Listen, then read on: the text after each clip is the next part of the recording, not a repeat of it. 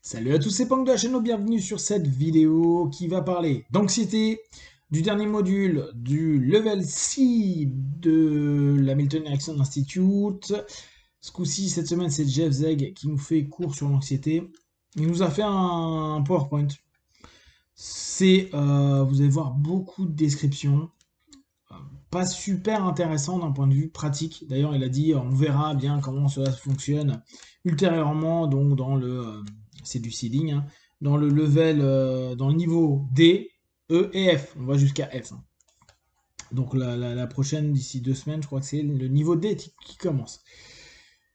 L'idée dans l'approche ericksonienne de traiter l'anxiété, c'est de développer le positif et mettre en avant les ressources. C'est orienté vers les états adaptatifs. C'est se baser sur l'expérimental, donc sur ce qui est vécu en expérience par le partenaire, et pas sur la psychoéducation, du savoir ou autre. C'est rester dans une dynamique qui est structurelle, créer des symboliques pour développer le changement, et bien sûr s'adapter, donc développer une nouvelle approche à chaque partenaire. Et bien sûr, un des points clés, l'hypnose ericksonienne, l'utilisation. Donc utiliser tout ce qui peut se passer, blocage, stress, mouvement du corps, etc. etc. Bon, il définit plus ou moins l'anxiété comme une anticipation de tension, une focalisation des peurs, etc. Sa définition, elle n'est pas ouf, je ne vais pas vous embêter avec ça. Un des trucs que j'ai beaucoup aimé par contre, c'est ce petit point, la distinction qu'il fait. Avec Monsieur Peur, il y a une menace, réagis. Monsieur Anxiété, je suis en train de percevoir une menace, prépare-toi. Et ça, je trouve que c'est intéressant entre la peur et l'anxiété. On en a un qui est wow, menace, action, j'ai peur. Et il y en a un, c'est waouh, je pressens qu'il va se passer quelque chose, prépare-toi au pire. Et là, on voit bien la différence. Monsieur Dépression, il y a des menaces qui ont été perçues, mais alors franchement, je peux rien faire pour t'aider, laisse tomber, collapse. Monsieur Panique, j'ai peur de mourir ou de perdre contrôle. Monsieur Stress, il y a de la pression, réagis. Monsieur Burnout, il n'y a plus rien à faire pour atteindre nos buts, bon, laisse tomber. Donc, j'ai trouvé ce petit truc assez sympa. Lui, il se base sur des éléments assez intéressants qu'il appelle le mapping. En fait, il propose de cartographier la problématique de votre partenaire, proposer des questions, et pour rester dans ce que je vous disais au départ, cette notion de d'aller chercher des ressources, du positif, de voir par rapport à l'expérience vécue et de s'adapter avec ce qu'il va vous proposer pour développer votre petite séance induction et après suggestion. Donc, il découpe la cartographie, ce qu'il appelle la carte, les cartes diamant. Euh, une étape, savoir la phénoménologie. Alors, phénoménologie, c'est ce qu'il y a de vécu subjectivement par le partenaire, le patient, le sujet, tel qu'il va pouvoir vous le donner. Donc, ça va être physique, psychique, émotionnel. Ça va être du ressenti, ça va être complètement subjectif. Donc, à nous de toujours prendre ça en compte. Et là encore, on reste sur le modèle ericksonien, l'utiliser au mieux pour pouvoir rebondir, pour parfois poser des questions, avoir un petit peu plus d'infos et exploiter et trouver les ressources pour solutionner, en tout cas apaiser le partenaire.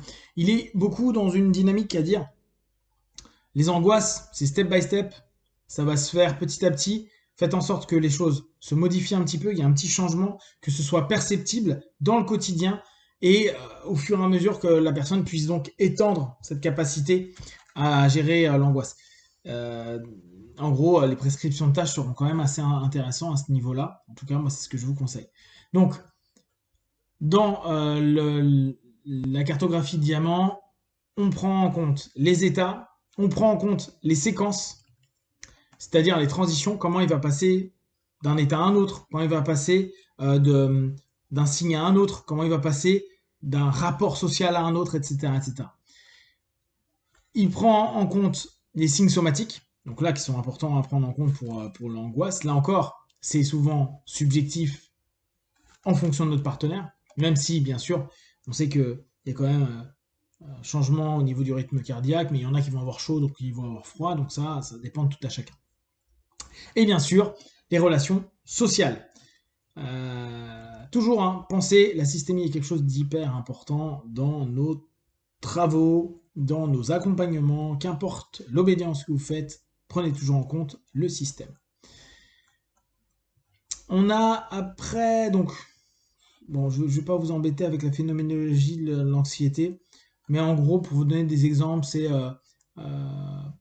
comment il le vit donc en interne de façon subjective. Est-ce qu'il projette sur l'avenir? Est-ce que il se projette dans une peur de perte de contrôle? Est-ce qu'il est agité? Etc. etc.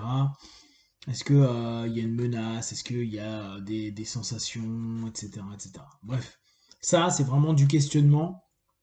C'est assez simple à mettre en compte, à faire ressurgir de notre partenaire. Pour les interactions sociales, pour la systémie, etc., ça va être, est-ce qu'il y a des agressions sociales? Est-ce qu'il y a une sensation de savoir ce que les gens pensent? Ça, on l'a parfois, les gens qui sont un peu anxieux, qui deviennent un peu parano à dire oui, mais je sais ce qu'ils pensent, ce qu'ils voient, ce qu'ils ressentent, etc. Bon, voir toutes les notions. Est-ce qu'il y a de la jalousie, du contrôle? Est-ce qu'il y a des structures de rejet, etc., etc. Au niveau physio, donc tout ce qui est somatique, bien sûr, ce que je vous disais tout à l'heure, est-ce qu'il y a le cœur qui bat plus vite, la transpiration, est-ce que la bouche est sèche, etc. Est-ce qu'il fait chaud, froid, est-ce qu'il y a des nausées, des spasmes, blablabla. Ça, bien sûr, dans le questionnement, c'est assez simple.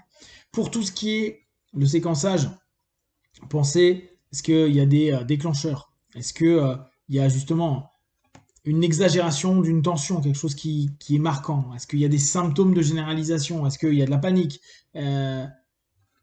N'hésitez pas à poser la question, et si ceci, cela, si tu te retrouvais dans cette situation-là, qu'est-ce qui se passerait? Explique-moi, décris-moi. Et éventuellement, pourquoi ne ferais-tu pas ceci ou cela? Et tu vois après les réactions. Bah, je peux pas parce que je suis bloqué, j'ai chaud, j'ai froid, ça me fait penser que j'y arriverai jamais, ça me fait penser à d'autres problèmes qui pourraient se passer parce que je pense toujours au pire, etc. etc. Alors après, qu'est-ce qu'il y a de sympa? Après, ouais, ça c'est pas ouf. Ouais, ça j'ai bien aimé. Utiliser donc les cartographies pour établir les stratégies de traitement. La cartographie de la phénoménologie, c'est modifier cette phénoménologie vu que c'est subjectif. Là, l'hypnose c'est vraiment intéressant. Physiologique, travailler sur un boulot de somatique, donc introspective desensibilisation par exemple. Pour les process, faites une interruption de pattern, bien sûr, hein, pas l'induction, mais le process thérapeutique. Pour les patterns d'interaction, donc le social, hein, trouver des notions de solutions sociales. Donc il y a toujours ces notions à prendre en compte avec, dans le mapping et la prise en compte de mapping, c'est du développement qui va permettre le partenaire d'aller un petit peu plus loin. Donc après, dans les traitements, il propose des sensibilisations, des prescriptions de tâches, des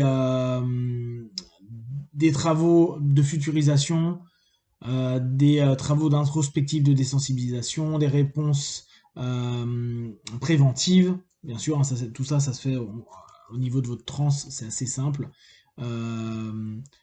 La restructuration cognitive, l'externalisation, l'inoculation de stress. C'est marrant parce qu'on retrouve beaucoup de choses, hein, classiques de la TCC notamment, dans tout ce boulot-là.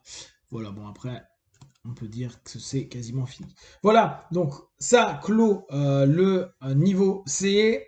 Ce cours, je l'ai trouvé intéressant, il est dense, mais pas forcément ultra pratique, mais il a dit que ça, il allait un petit peu le poser sur les cours à venir. Voilà, si vous avez des questions et des remarques, vous les partagez sur Facebook, YouTube, j'y répondrai le plus rapidement possible. Comme d'habitude, de tout ce que je propose, ne prenez que ce qui est bon juste pour vous tester, observer, analyser et conclure. Big one. Ciao.